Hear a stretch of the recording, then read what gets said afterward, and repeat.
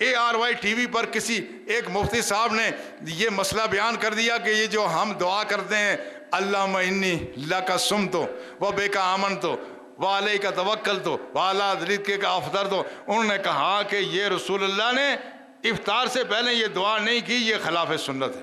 اور آخری مسئلہ یہ بھی سن لیجئے کہ بعض لوگ ٹی وی پر، اصل میں یہ ٹی وی والوں کی بھی غلطی ہے، کاش یہ چینل والے بھی سن کر کوئی اپنی اصلاح کر لیں تو بہت بہتر ہے۔ وہ مین جو اس کی ہیڈنگ ہوتی ہے وہ لکھا ہوتا ہے روزہ کھولنے کی دعا، حالانکہ بالکل غلط ہے، یہ روزہ کھولنے کے بعد کی دعا ہے۔ اس کے اندر الفاظ ہی سارے ایسے ہیں کہ اے اللہ تعالیٰ میں تجھ پر ایمان لایا، میں نے تجھ پہ بھروسہ کیا، تیرے دیے ہوئے رزق سے افطار کیا۔ یہ گویا کہ ہم اعتراف کر رہے ہیں اللہ تعالیٰ کی بارگاہ میں ان چیزوں کا جو ہم پہلے کر چکے تھے۔ لہٰذا سنت طریقہ یہی ہے، یاد رکھیں اکابرین نے لکھا ہے کہ پہلے آپ افطار کریں، کھجور وغیرہ کھا لیں، اس کے بعد وہ دعا پڑھیں، پھر دعا وہ سنت ہے۔ لیکن ہمارے یہاں ایسا ہوتا ہے کہ پہلے وہ آ جاتا ہے، چونکہ روزہ کھولنے کی دعا، پوری قوم اس غلطی میں مبتلا ہو گئی، خلاف سنت طریقے میں کو اختیار کر لیا، پہلے وہ دعا پڑھتے ہیں پھر اپنے منہ کے اندر کھجور رکھتے ہیں، اور یہ خلاف سنت طریقہ ہے۔ امید ہے کہ آپ سنت کے مطابق روزہ افطار کرنے کی کوشش کریں گے۔ شاید کچھ لوگوں کو پتا ہو، نہیں تو آپ تک یہ چونکہ میڈیا پہ چیزیں آ جاتی ہیں اور اس سے لوگ پریشان ہو جاتے ہیں۔ لوگوں نے ہم سے بھی پوچھا تو میں نے سیاہ ستہ میں وہ روایت تلاش کرنے کی کوشش کی کہ یہ حدیث ہے کہاں پہ۔ یہ حدیث صرف امام ابو داود نے نقل کی ہے، اور باب کا عنوان ہے القول عند الافطار، یعنی افطاری کے وقت رسول اللہ کی دعا۔ یہ سنن ابی داود نے یہ حدیث نقل کی ہے۔ اس باب میں دو ہی حدیث ہیں۔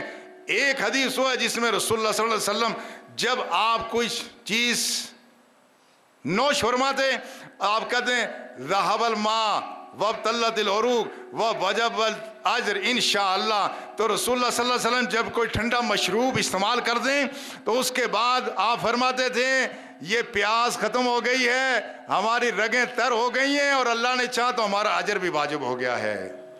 دوسری جو حدیث ہے، آپ افطار کے وقت فرماتے تھے الحمدللہ الذی، اور اس میں الفاظ اس طرح سے اللہم انی لک صمت وعلی رزقک افطرت۔ یہ جو ہم کہتے ہیں نا بک آمنت وعلیک توکلت، تو یہ اضافی الفاظ ہیں، یہ حدیث کے الفاظ ہیں۔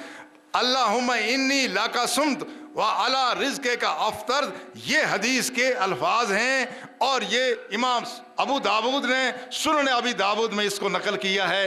اچھا، یہ جو حدیث ہے اس میں حدیث کا عنوان کیا ہے؟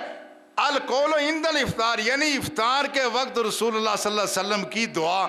اس لیے جو دعا ہے کہ ہماری رگیں تر ہو گئیں، اجر واجب ہو گیا، سیاق و سباق سے معلوم ہوتا ہے کہ یہ تو آپ کے پانی نوش فرمانے کے بعد کی دعا ہے، لیکن جہاں تک اس دعا کا تعلق ہے اللہم انی لک صمت وعلی رزقک افطرت، اس کے بارے میں مفتی صاحب نے کہا کہ جو شخص یہ دعا افطار سے پہلے پڑھتا ہے وہ خلاف سنت کرتا ہے۔ یہ ان کا کہنا سراسر غلط ہے، یہ بات ثابت ہی نہیں ہے۔ اگر یہ دونوں دعائیں بعد کی ہوتی تو باب کا عنوان کیا ہوتا؟ القول بعد الافطار، افطاری کے بعد رسول اللہ کی دعائیں، مگر عنوان کیا ہے؟ القول عند الافطار، افطار کے وقت رسول اللہ کی دعا۔ لہذا یہ دعا قرآن سے معلوم ہوتا ہے کہ یہ روزہ افطار کرنے سے پہلے کی ہی دعا ہے۔ ان کا یہ کہنا کہ چونکہ صیغہ ماضی کا ہے، لہذا جب صیغہ ماضی کا ہو تو فعل بھی ماضی میں ہوتا ہے۔ میں موٹی سی بات کہتا ہوں، ہے عربی میں ایجاب قبول، اس کا اردو میں آپ ترجمہ کرتے جاؤ، کہتے ہیں یہ فلاں کی بیٹی اتنے مہر کے عوض تم نے قبول کی، تو کیا کہتے ہیں؟ ہاں میں نے قبول کی۔ حالانکہ قبول کی نہیں ہوتی، قبول کر رہا ہوتا ہے، زمانہ حال میں یہ عمل ہو رہا ہوتا ہے۔ آدمی خبر کیا دیتا ہے؟ ہاں میں نے قبول کی ہے۔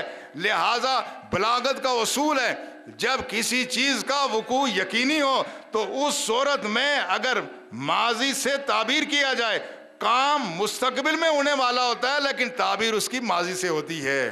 لہذا یہ لفظی ترجمہ ماضی کا ترجمہ کرنے سے فتوے داغنا یہ میں سمجھتا بڑی غیر معتاد بات ہے۔ ہمارے جو اسلاف تھے، مجتہدین علماء تھے، جن کا علم ہمالیہ کی چوٹیوں سے بلند ہوتا تھا، وہ اجتہاد کر کے کبھی یہ نہیں کہتے تھے کہ دوسرا آدمی خلاف سنت کر رہا ہے۔ یہ آج چھوٹے برتن ہمارے چھلک رہے ہیں، ورنہ یہ اسلوب ہی نہیں ہے علماء کا کہ کوئی کہے کہ یہ خلاف سنت ہے، لہٰذا مفتی صاحب کا یہ کہنا بالکل غلط ہے۔ اور دوسری بات، قرآن میں آتا ہے وسیق الذین کفروا الی جہنم زمرا، یہ کافروں کا ذکر ہے کہ حتی اذا فتحت ابوابہا، جب لوگوں کو جہنم کی طرف گروہ در گروہ ہکالا جائے گا۔ سی کا فعل ہے ماضی، فتحت فعل ہے ماضی، وقال لهم خزنتها یہ فعل ہے ماضی، لیکن یہ کام ابھی ہوا نہیں، یہ ہوگا لاکھوں سال بعد میں۔ تو پھر اس کا کیا معنی کیا ہے؟ معنی یہ ہے کہ جب کسی چیز کا وقوع یقینی ہو یا ابھی واقع ہو رہا ہو تو صیغہ ماضی کا ہوتا ہے، لیکن اس میں کام مستقبل میں ہو رہا ہوتا ہے۔ لہذا جڑے تو دعا پڑھنے آنا اللہم انی لک صمت وعلی رزقک افطر تو پڑھتے رہو، یہ بالکل صحیح ہے، اس میں کوئی امر مانے نہیں ہے۔